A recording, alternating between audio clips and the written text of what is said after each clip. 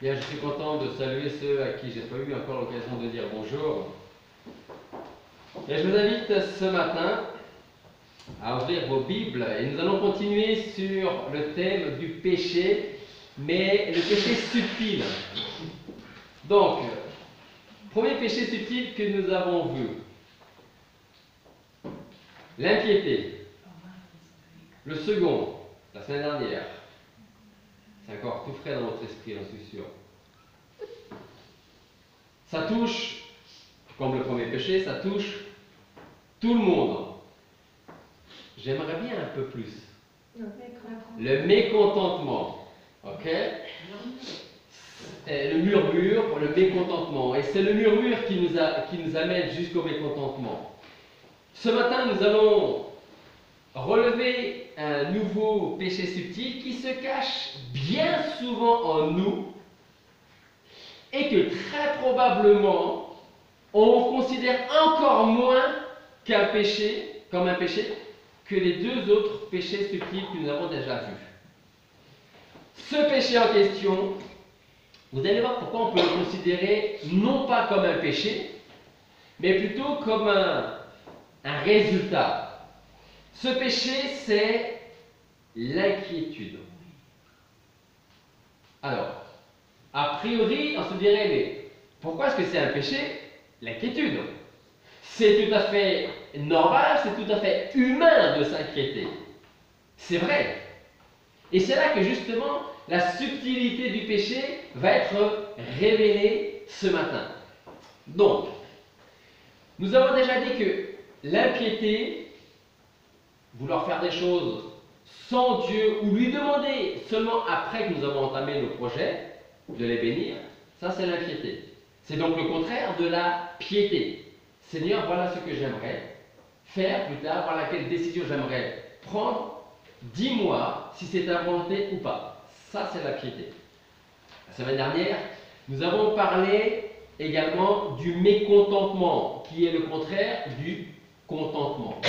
Le contentement, c'est comme le dirait l'apôtre Paul, il dit « J'ai appris à être content avec ce que j'ai. Je suis comblé, c'est très bien. Je ne suis pas, c'est très bien aussi. Parce que c'est par Jésus-Christ que je peux faire ce que je fais et c'est par lui que je suis ce que je suis. » Okay?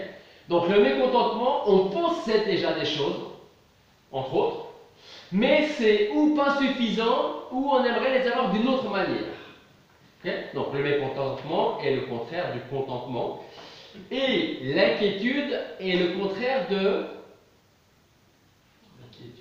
la quiétude. En effet, en deux mots, il y a l'inquiétude et il y a la quiétude. Alors, l'inquiétude, la définition de l'inquiétude, c'est un état affectif pénible causé par la crainte, l'appréhension ou l'incertitude.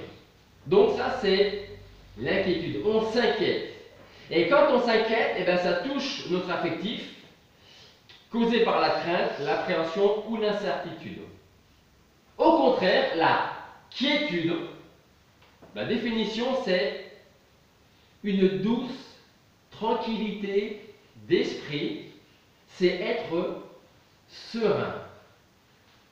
Alors, je vais vous poser la question, mais je ne veux pas que vous me répondiez.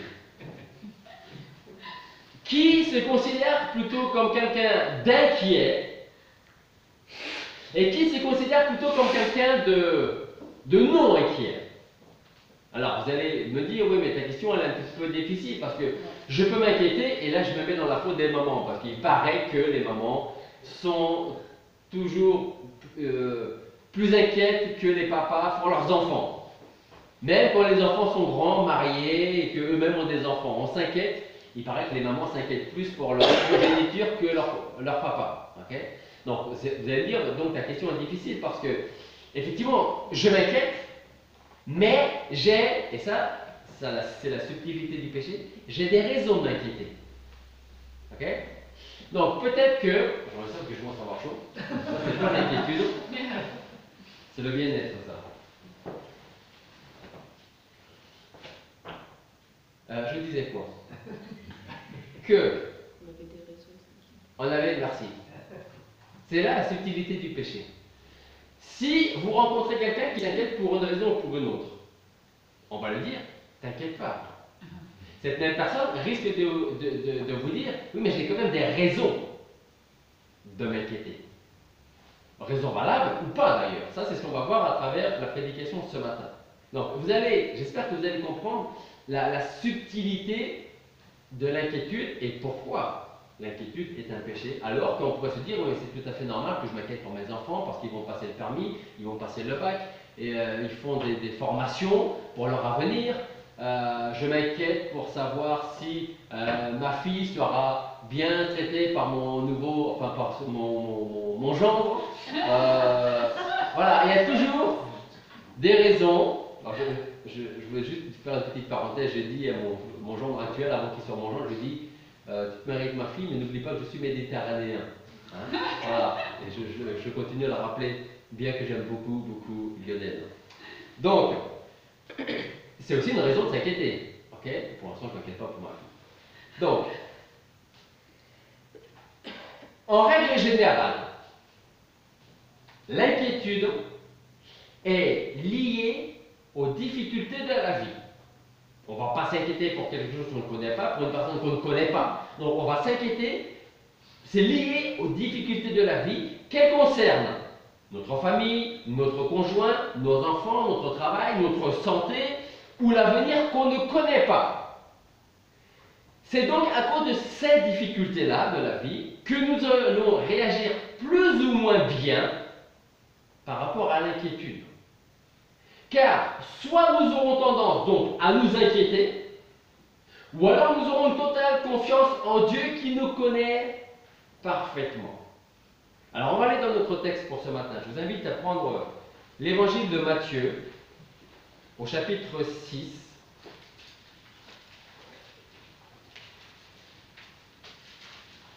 Matthieu chapitre 6, et nous allons lire à partir du verset 25.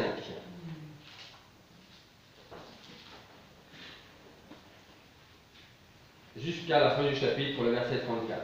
Donc Matthieu chapitre 6, verset 25.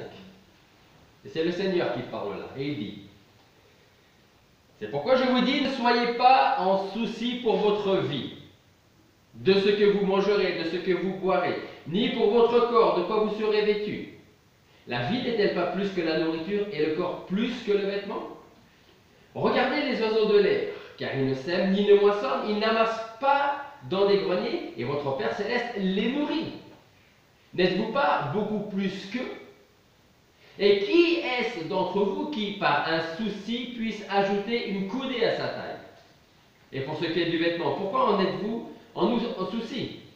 Observez comment les lys des champs croissent. Ils ne travaillent ni ne filent.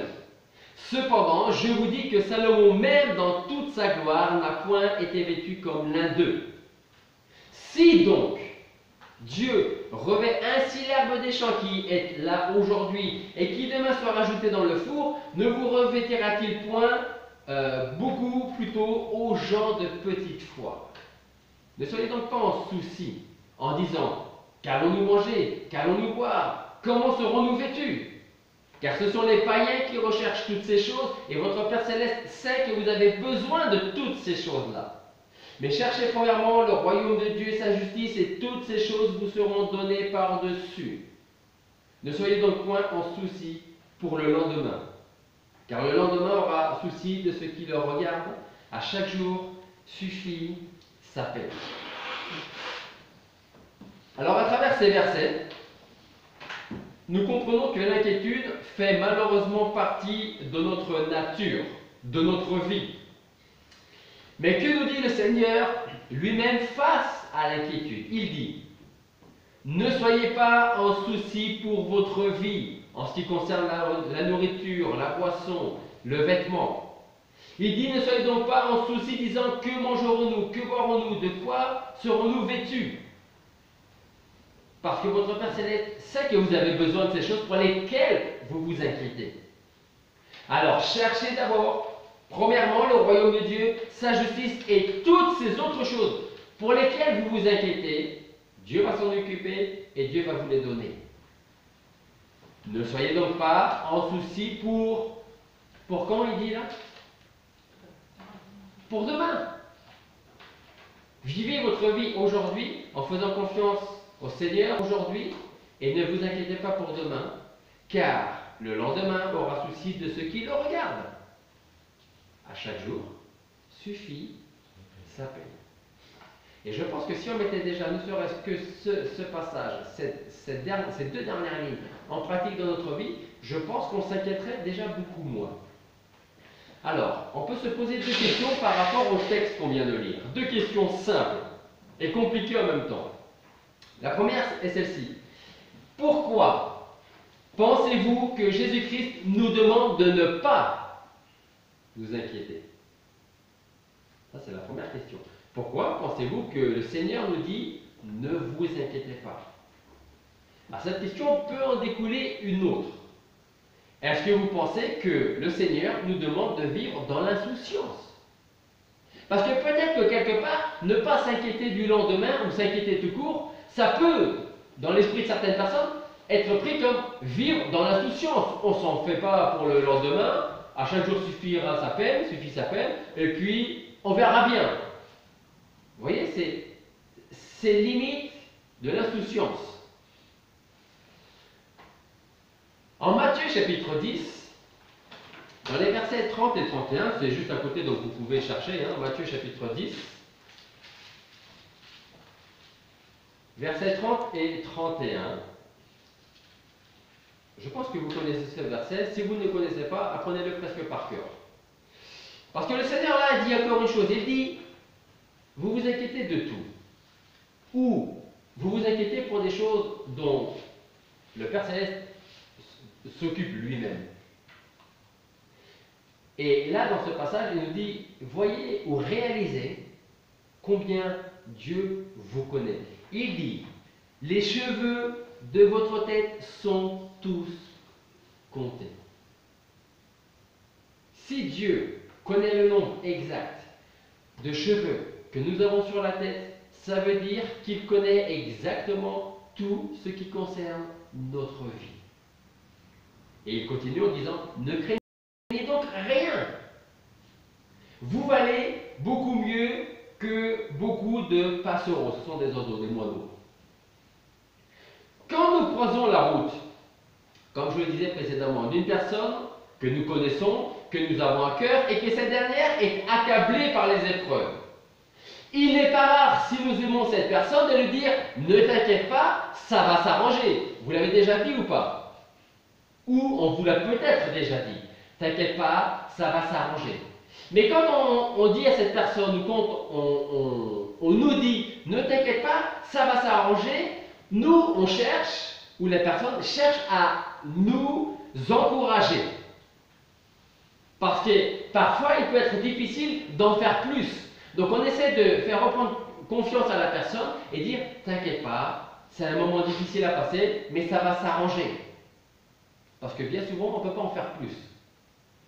Par contre, quand c'est le Seigneur lui-même qui nous dit « Ne soyez pas en souci pour votre vie, ne soyez pas en souci pour le lendemain. » Ou encore quand il dit « Les cheveux de votre tête sont tous comptés, ne craignez rien. » Ce n'est plus un encouragement.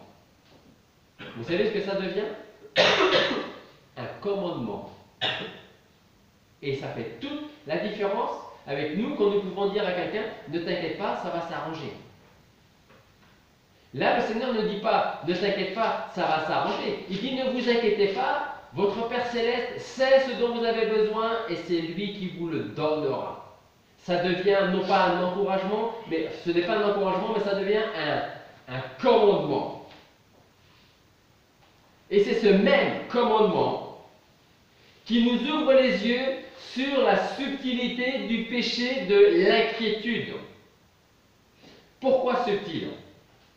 Parce que quand Dieu nous dit « Ne vous inquiétez de rien »,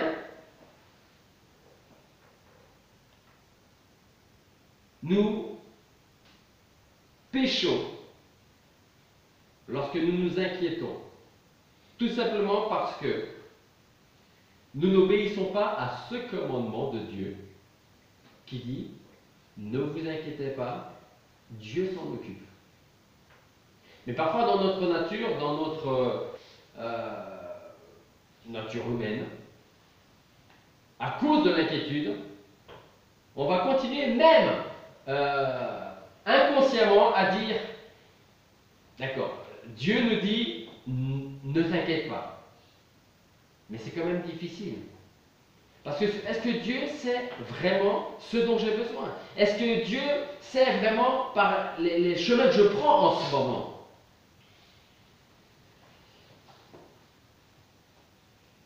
Le commandement de Dieu, qu'on vient juste de voir, se poursuit à travers les paroles de Paul en Philippiens, chapitre 4, verset 6. En Philippiens, chapitre 4, verset 6, il dit, en toute occasion, exposez vos demandes devant Dieu, par des prières et des supplications, avec des actions de grâce. Et quand on a fait ça, vous savez ce qui va se passer, c'est la suite en Philippiens. Il dit, et la paix de Dieu, qui surpasse toute intelligence, notre intelligence, gardera vos cœurs et vos pensées en Jésus-Christ. Quel est le dernier chant qu'on a chanté avant de commencer la prédication? Quel repos céleste, Jésus, d'être à toi. Est-ce que nous pouvons être inquiets et chanter en même temps quel repos céleste d'être à toi dans les temps mauvais? Ça peut paraître contradictoire, mais l'homme est contradictoire. Pierre nous dit lui aussi, en 1 Pierre chapitre 5 verset 7, Pierre dit, humiliez-vous donc sous la puissante main de Dieu. Et quand il utilise ce terme d'humilité, humiliez-vous donc sous la puissante main de Dieu, il veut dire, reconnaissez que vous pouvez vous inquiéter pour des choses de la vie. Mais en vous soumettant, en vous humiliant devant le Seigneur, vous êtes en train de lui dire, ou vous allez lui dire, je ne peux rien faire, mis à part m'inquiéter, mais toi tu peux changer cette inquiétude par une véritable quiétude, par une véritable confiance en toi. Et il continue Pierre en disant, afin qu'il vous élève quand il sera temps, vous déchargeant sur lui de tous vos soucis. J'ai une question très simple, on vient d'y répondre à travers Pierre là. Que faudrait-il, alors ça peut être simple et compliqué en même temps, que faudrait-il pour ne pas nous inquiéter? Pas de souci. Pas de souci. Si on n'a pas de souci, en principe, on a en tout cas beaucoup moins d'inquiétude. Parce que ce sont les soucis qui nous amènent vers l'inquiétude. Donc si on ne veut pas, ou si on ne veut plus, parce qu'on en aura toujours, si on ne veut plus d'inquiétude liée aux soucis, que nous dit Pierre? Il dit, déchargez-vous sur le Seigneur de tous vos soucis, parce qu'il prendra soin de vous. Vous savez ce qu'on fait parfois? On apporte nos soucis au pied du Seigneur sans toujours lui laisser. C'est la subtilité du péché. On lui apporte nos soucis sans toujours lui laisser. Donc, en plus de la désobéissance au commandement de Dieu qui nous dit « Ne vous inquiétez pas, laissez-moi vos soucis, faites confiance à Dieu le Père qui vous connaît et qui vous donnera tout ce dont vous avez besoin. » En plus donc de la désobéissance à l'ordre de Dieu, qui nous demande de ne pas nous inquiéter, il y a deux autres raisons au moins au fait que l'inquiétude est un péché. Le premier point, c'est que si nous nous inquiétons, c'est que d'une manière ou d'une autre, d'une certaine façon, nous ne faisons pas ou pas assez confiance à Dieu. Je ne sais pas si vous avez déjà eu l'occasion de de laisser votre confiance à une personne parce que vous saviez que c'était la seule personne qui pourrait vous aider dans un domaine particulier. Peut-être avec une certaine retenue, mais vous vous êtes dit de toute manière, il n'y a que lui ou que elle qui peut m'aider là. Quand vous êtes malade par exemple, une bonne maladie, en ce moment c'est bientôt les épidémies de grippe et puis de gastro. Déjà avec les gastro. Et ça commence même. Pour ne pas avoir de soucis avec ces maladies-là, on va faire confiance à notre médecin qui va nous donner le traitement nécessaire pour éviter ou pour guérir. N'est-ce pas? Donc, une fois qu'on revient de chez le médecin, en principe, on n'a plus d'inquiétude parce qu'on a entre les mains les médicaments qui vont nous soigner. Et il n'y a plus de soucis, il n'y a plus d'inquiétude. Il y a peut-être encore la maladie qui traîne encore un petit peu, mais qui ne sera plus là pour très longtemps. Donc, si nous nous inquiétons, c'est que nous ne faisons pas ou pas assez confiance à Dieu. Le deuxième point, c'est que l'inquiétude est aussi un péché, parce que nous manquons, d'une manière ou d'une autre, de soumission à la souveraineté de Dieu. En effet, certains peuvent avoir du mal à accepter la volonté de Dieu pour leur vie. Pourtant, c'est quand même une merveilleuse vérité de savoir que la volonté de Dieu est bonne, agréable et parfaite. Trois points positifs. Bonne, agréable et parfaite. Et si on ne veut pas de cette volonté de Dieu, c'est peut-être parce que nous pensons ou nous considérons qu'elle est peut-être bonne, qu'elle est peut-être parfaite, mais pas forcément agréable, ou pas forcément bonne, ou pas forcément parfaite. Ça, c'est dans notre nature humaine. Elle est bonne, agréable et parfaite pour chacun de ses enfants. Il ne faut pas l'oublier. Donc, pourquoi l'inquiétude est-il un péché subtil?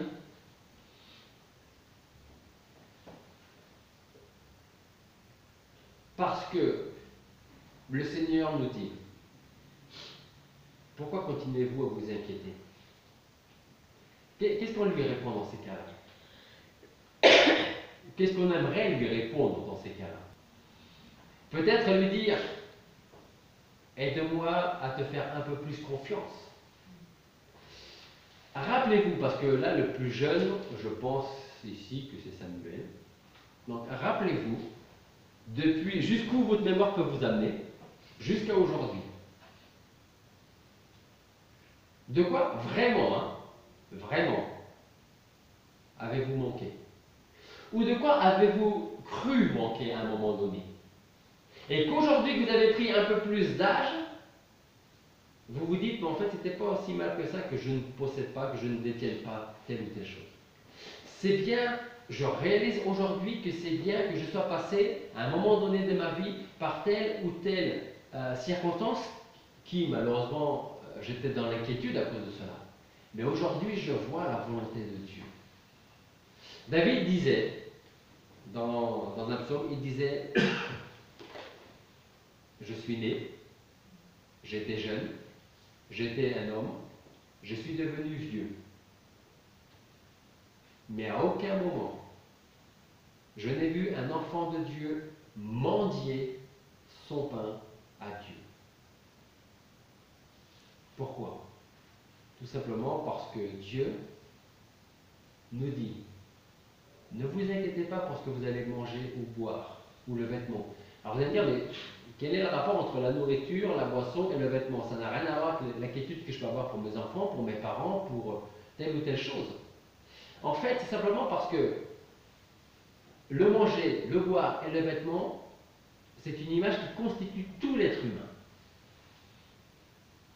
Donc, quand le Seigneur, parce que si le Seigneur devait nous faire une liste de toutes les choses pour lesquelles nous ne devrions pas nous inquiéter, je pense que la parole de Dieu que nous avons ici serait un peu plus épaisse que ce qu'elle est aujourd'hui. Alors, vous savez, vous, dans quel domaine vous vous inquiétez plus qu'un autre domaine? Vous connaissez les membres de votre famille. Vous savez quels sont les domaines dans lesquels les membres de votre famille peuvent s'inquiéter. Donc ce que je peux vous encourager à faire, c'est de prier pour les membres de votre famille, avec les membres de votre famille. Et que chacun puisse dire à l'autre, voilà pourquoi je m'inquiète plus qu'autre chose. Est-ce qu'on peut prier ensemble pour ça? Paul disait, exposez, amenez vos requêtes, vos demandes à Dieu, en priant, avec des actions de grâce, des supplications. Parce que quand il dit supplication, c'est peut-être parce que parfois on dit, Seigneur, aide-moi à ne pas m'inquiéter pour telle chose, merci, amen. À quel moment on doit utiliser les supplications? C'est quoi une supplication?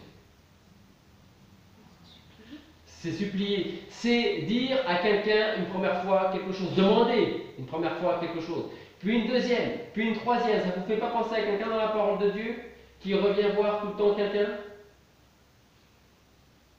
La veuve qui revient voir? Non, ça ne vous dit rien du tout. Le juge pour obtenir ses biens. Et le juge, il dit, je ne crains rien, mais elle vient tellement souvent. Il dit, elle finit par me casser la tête, donc je vais lui donner ce qu'elle me demande. Et ça, c'est une image parfaite de ce que nous devrions faire avec Dieu. Non pas lui casser la tête parce qu'on n'y arrivera jamais, parce que le Seigneur est beaucoup, et heureusement, beaucoup plus patient que nous. Mais sachons parfois demander avec des supplications au Seigneur ce dont nous avons besoin. Supplions-le de nous aider à ne pas nous inquiéter pour telle ou telle chose. Et pour conclure, je voudrais juste vous rappeler notre passage que nous avons lu en Matthieu chapitre 6, qui dit, c'est pourquoi je vous dis, ne soyez pas en souci pour votre vie. Donc, votre vie, c'est tous les domaines de votre vie. De ce que vous allez manger, de ce que vous allez boire, de quoi vous serez vêtu. La vie n'est-elle pas plus que la nourriture et le corps plus que le vêtement? Il dit, regardez les oiseaux du ciel, ils ne sèment pas, ils ne moissonnent pas, ils ne ramassent pas, ils n'amassent pas dans les greniers, et pourtant votre Père Céleste les nourrit. Et Jésus dit, est-ce que vous ne valez pas plus aux yeux de Dieu que de simples oiseaux? Bien sûr que si.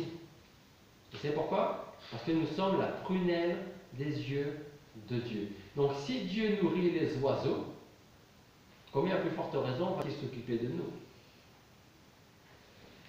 Jésus dit encore, il dit, qui d'entre vous qui par son souci peut ajouter une coudée à sa taille, la taille de sa vie? Et pour ce qui est du vêtement, pourquoi vous êtes en souci? Et on revient à la nature, il dit, observez comment les lys des champs grandissent. Ils ne travaillent pas, ils ne filent pas, et cependant je vous dis que Salomon même dans toute sa gloire n'a pas été vêtu comme l'un d'entre eux. Si donc Dieu revêt ainsi l'herbe des champs qui est là aujourd'hui, qu'on peut admirer, et qui demain ne sera plus là, est-ce qu'il ne va pas s'occuper encore plus de vous? Et il dit, ô gens de petite foi. Parfois on se dit, moi j'ai la foi. Est-ce que vous avez la foi? Est-ce que nous avons la foi? Mais quel est si je peux le dire comme ça, quel est le niveau ou le degré de notre foi? Parce que si on avait véritablement la foi, je pense qu'on s'inquiéterait beaucoup moins. Donc, il dit, après avoir dit aux gens de petite foi, ne soyez pas en souci en disant que mangerons-nous, que boirons-nous, de quoi serons-nous vêtus, car ce sont les païens et non pas les enfants de Dieu qui recherchent toutes ces choses parce qu'eux ils ne pensent qu'à cela. Mais vous, pensez d'abord à votre Père Céleste, pensez à son royaume et cherchez premièrement son royaume et sa justice et tout ce dont vous avez besoin. Ne vous inquiétez pas, Dieu va vous le donner. Et je repense à quelque chose, je pense juste à ça maintenant.